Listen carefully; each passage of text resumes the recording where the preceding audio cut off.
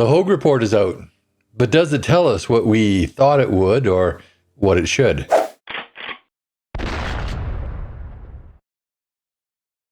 Welcome to my channel, y'all. I hope you're having a great day. Commissioner Hogue has released her report on the Foreign Interference Inquiry Commission that she headed up. I think it was a little bit vague in certain areas, and I gotta say that I'm not sure it really answers all of the questions. So first, let's go to her press conference on this, and then we'll talk about it further. Good morning. Merci de votre présence aujourd'hui. So thank you for coming today. The commission was created and I was appointed commissioner in September 2023. I was given a very precise mandate. First, I had to examine and evaluate foreign interference by state and non-state actors and its potential repercussions on the integrity of the last two federal general elections, the way in which related information about foreign interference circulated, and the measures taken in response to disinformation. Second, I was asked to examine and assess the government's ability to detect, deter, and counter foreign interference in democratic processes and institutions, and to make recommendations for strengthening Canada's protection against such interference. Now, what she doesn't say in her mandate is that it was actually expanded after the NSICOP report came out. If you recall, when the NSICOP report came out, that a number of parliamentarians were indicated as being possibly compromised, either being witting or unwitting, basically working for other countries. So her mandate was expanded to see if there's anything to that. And that becomes relevant later in the press conference. In keeping with its mandate, the Commission conducted a thorough and rigorous examination of how foreign interference manifests itself in Canada's electoral processes and democratic institutions. You may notice that there's a clock in the upper left corner of your screen, and that clock, I put that clock there to help me edit my videos, and you'll notice that it skips ahead, and that's because I'm skipping over the French part of it. I don't speak French, so I can't comment on what she's saying. So that's why it skips ahead, and that's why the clock is there. So let's go to when she starts speaking English again. What must we retain from the Commission's work? Firstly, that certain foreign states are attempting to interfere in our electoral processes and democratic institutions. This is not a new phenomenon, nor should it surprise us. States have been trying to interfere with each other since the dawn of time. What is new, however, are the means being deployed by these states, the extent to which the phenomenon seems to be taking hold, and the fact that it is being talked about publicly.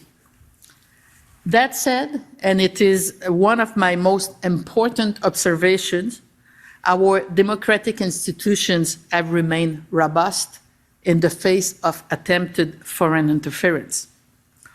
Although there are a very small number of situations where foreign interference may have had some impact on the outcome of a nomination contest or the result of an election in a given riding, foreign interference did not impact the outcome of the last two general elections.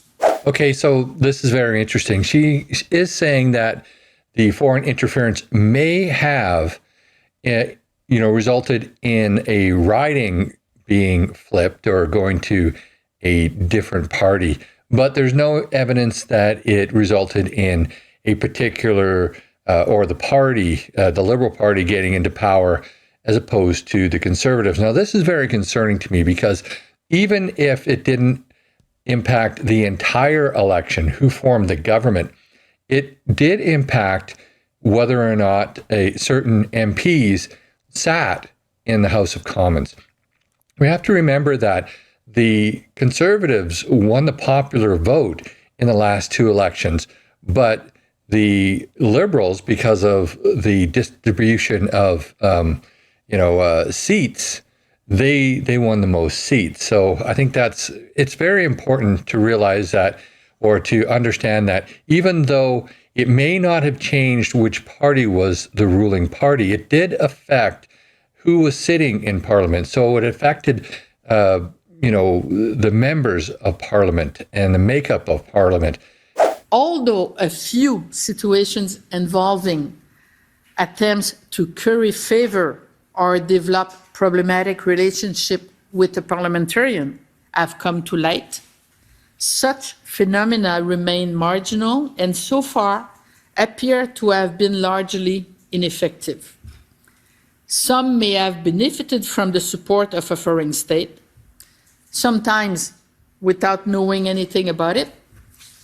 But again, so far, this does not seem to have led to any real gains for the states involved. Okay, so right here she's saying that there were certain parliamentarians who may have benefited from an association to a foreign state. She says that maybe some of them didn't even know that they were benefiting. I'm not sure how you don't know if you're benefiting. Maybe it's because they were elected and they didn't know that the election was interfered with. Maybe that's it. I don't know.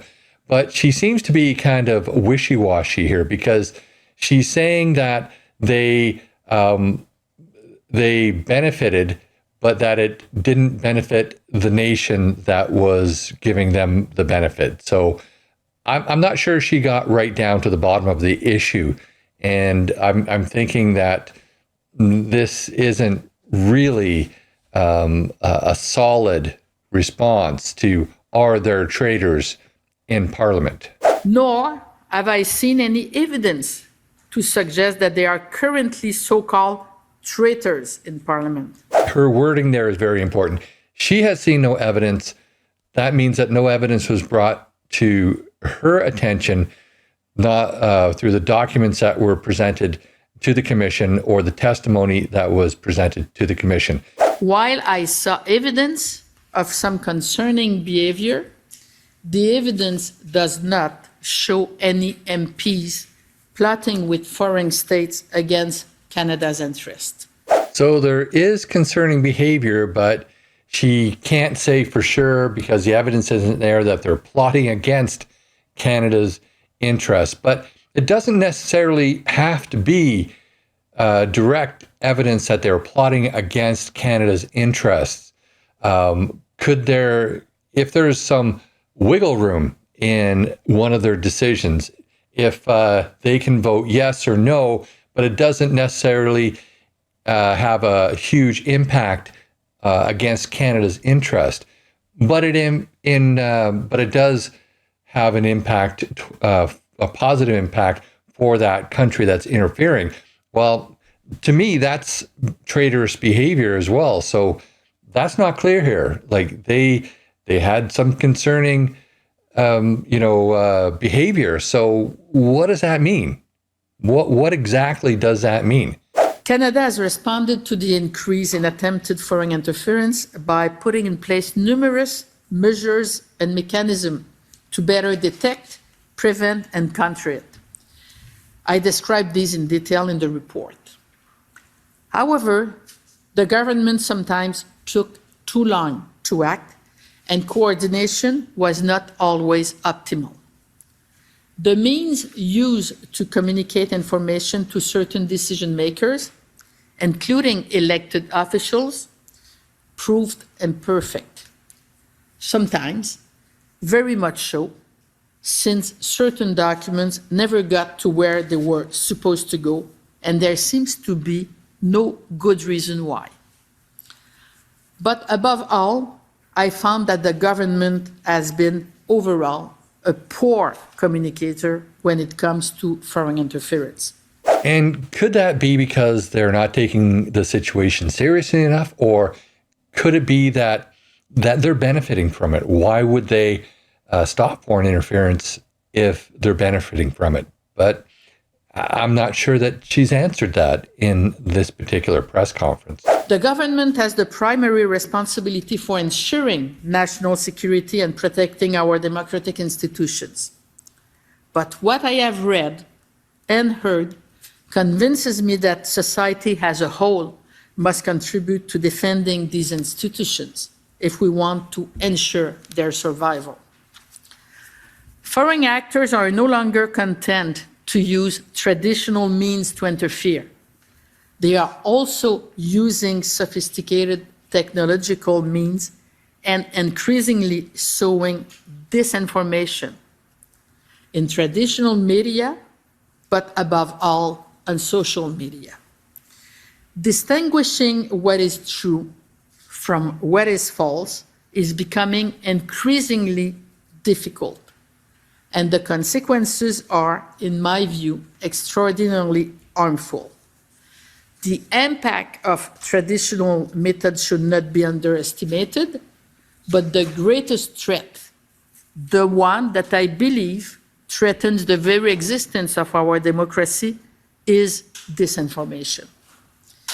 This threat is all the more nefarious because the means available to counter it are limited and very difficult to implement. Nevertheless, we must not give up, but rather attack it forcefully altogether. This cannot be the sole purview of government. It will not work. Now, what she's saying here is a little concerning to me because she's talking about misinformation, disinformation. She could throw in malinformation there if she wanted to. And I get it that we have to be aware of when we're being lied to, especially from a foreign government. But if you have been aware of what's going on in the US right now, particularly in reference to Facebook, Mark Zuckerberg has come out and said that those fact checkers have gone too far and we're basically manipulating the system and not being fair. So what is she getting at here? Is she saying that we have to self-censor? Is she saying that people on the internet shouldn't be allowed to freely express their opinions because it could be somebody's belief that it is misinformation? And who's going to determine that? Is it Justin Trudeau is going to determine that? Well, he is the spreader of the most misinformation, disinformation, malinformation that I know of. So I think it's very dangerous if we go down this route of saying that that social media is the spreader of all of this bad information, and really, I don't know, she's putting it out there as if she's supporting future censorship. And it just, to me, it sounds dangerous. Yes, we have to be aware of what is true and what is not true. But in the free marketplace of ideas, the truth normally rises to the top. And things like X has this community notes things. They seem to be working okay. And Facebook seems to be going that route as well. So a little leery about what she's saying here. Is she saying that we should have more censorship? I'm worried about that. But we must also be realistic. Foreign interference will never be completely eradicated, and it will always be necessary to counter it. This is even more true as the world changes and the world order seems to destabilize. Democracies around the world are under attack from all sides, and the technological resources available to malicious actors are multiplying. It will therefore be a never-ending battle. One of our society's greatest achievements is to have created a political and social order that give us the freedom to choose those who will represent us in government, the right to contribute to discussions about our future, and the chance to live in peace with one another. But protecting these achievements requires that all of society, including each and every one of us, contribute particularly to the war against mis and disinformation. Merci beaucoup. Thank you. Of course, this is a press conference, not her full report, and her full report will go into a lot more detail. What's a little bit concerning here to me is that she didn't really support her notion that there were not traitors in Parliament. The other thing that is a little bit concerning here is her misinformation, disinformation comments. That seems very liberal to me, because the liberals are always talking about misinformation and disinformation, and they're always promoting censorship. If we're going to classify things as foreign interference, I think we have to realize that all governments, including the Canadian government, including the US government and the UK government, every government around the world has tried to influence other people with information that may not be 100% correct, may be misinformation and disinformation. In fact, within Canada itself, you can see political parties doing this all the time.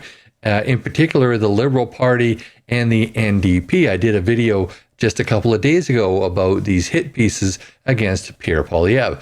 And I'm sure that in its history, the Conservative Party of Canada has done the same, although I can't point to any particular incident of it. So I think that we have to be careful when we start throwing out these words, misinformation and disinformation, because it sounds to me like they're supporting censorship, and that to me is dangerous. But that's just my opinion. I'd love to know what you think. Put your comments down below. And while you're at it, please like this video, share with your friends and on social media. And if you haven't already, please subscribe to my channel and hit that bell notification so you never miss another video. Also, please join me on Thursday evenings at 6 p.m. Pacific time for my live stream. We're on YouTube and on Rumble. We are invited to join in on the conversation. And hitting that bell notification will let you know when I'm going to live. Also, I do teach the Canadian Firearms Safety courses. And these are courses that you are required to have in order to get your Canadian firearms license, which you are required to have in order to possess or purchase a firearm in Canada. I do reside on Vancouver Island, and that's where I teach these courses. So if you're on Vancouver Island and you want to take a course from me, there are links in the show notes of this video to my website where you can sign up for one. Thanks for watching, and I'll see you in the next video.